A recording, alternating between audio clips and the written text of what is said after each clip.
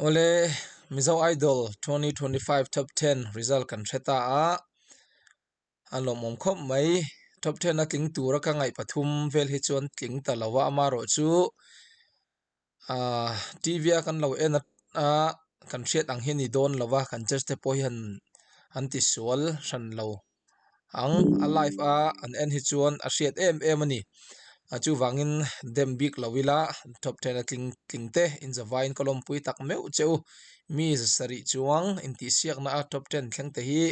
pathian kai hroina ani tuntuma hian hei athiam ka ti hi an zawai hian thiam ka ti em maya chuti lai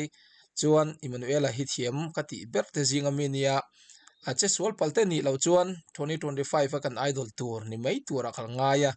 ke hi zon lei chu gani lawa maro chu nikum te po kha top 10 an thana tang khan tling tura kalo ngai sa te kha pakhat na pani na pathum na kha dik thlap maya chuan ZPM an sarkar tur te kha kalo hresa kha tiang deuh khan hriat na hi ka neya tuntuma po hian Emmanuel hi ache sual te ni lo chuan tlang viawin ka ria ngai thlang o a thiam na te hi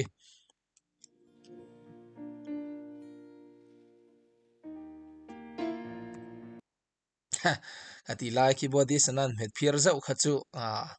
hinti siak na a konfi lem lo tan chuan lai he ol du viawa keyboard hi chu me phir hi ol du khop maya music center hi poimo khop mai practice na po ulok zual te u ati sual chunzom zel lo turanga yang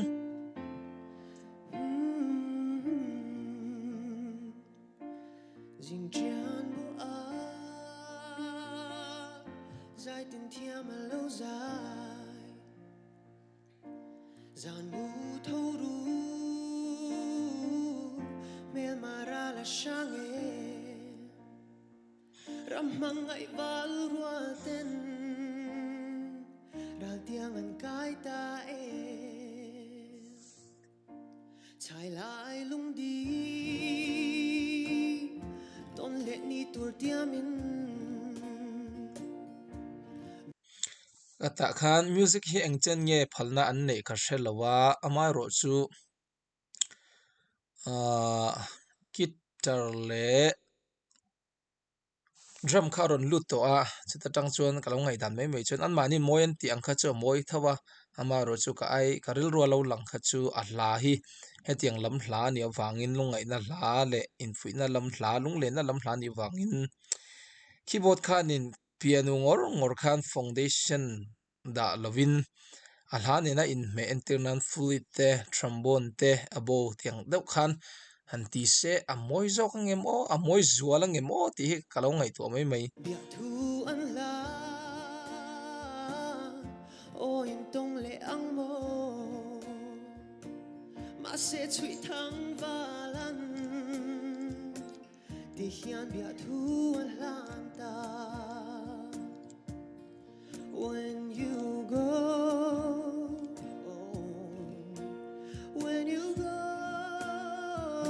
home tell them of us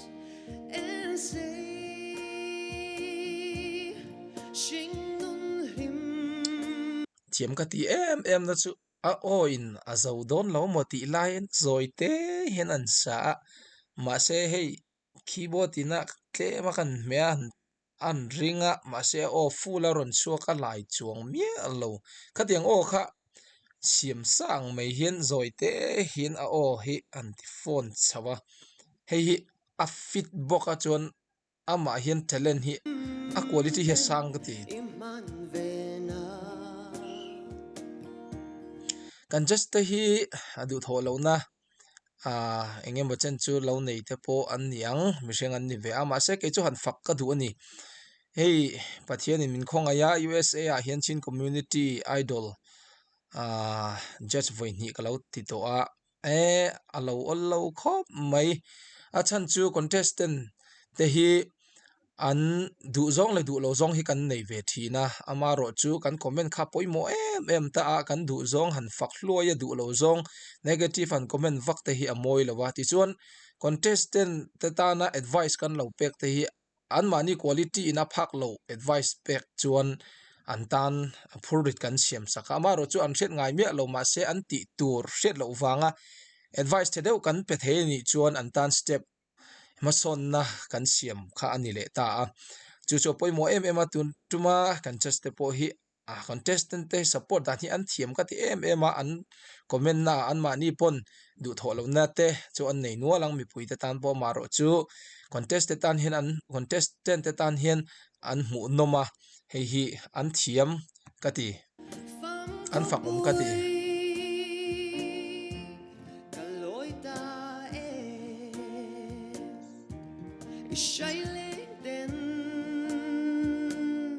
Zua pa chang a pomin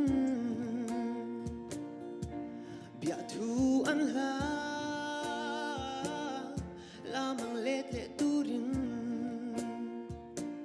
ma se mangai mam te du thu isam suata mo khatilai khachu tlemin adu thu sam lo deuh hleka anti solve zeu chune maro chu hret lu tuk lo ngai thlaliang ma se mangai mam te du thu isam suata mo du thu ti le sam sual ti lai khan tlemin an flet deuh hreta amaro chu a hret lu tuk lo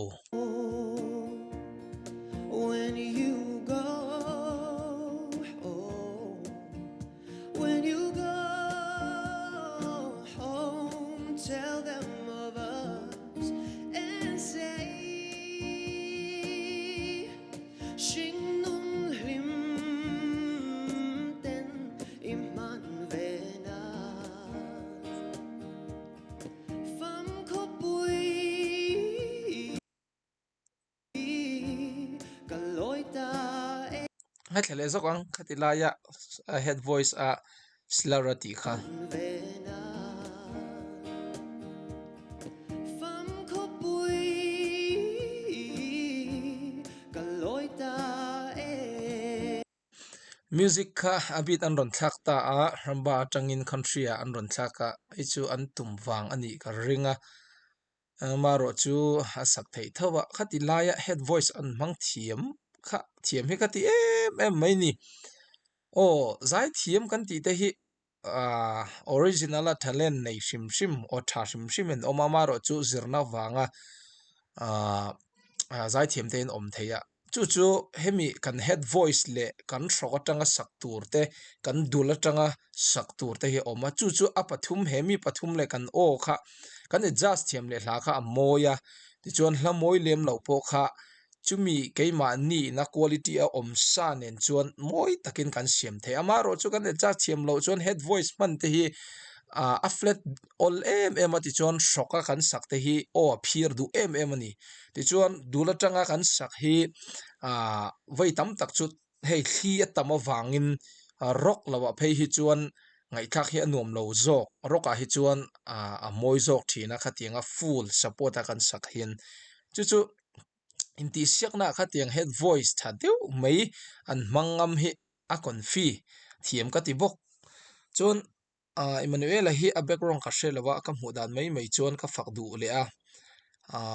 pafing tak ngoi choi deuh mai ma se future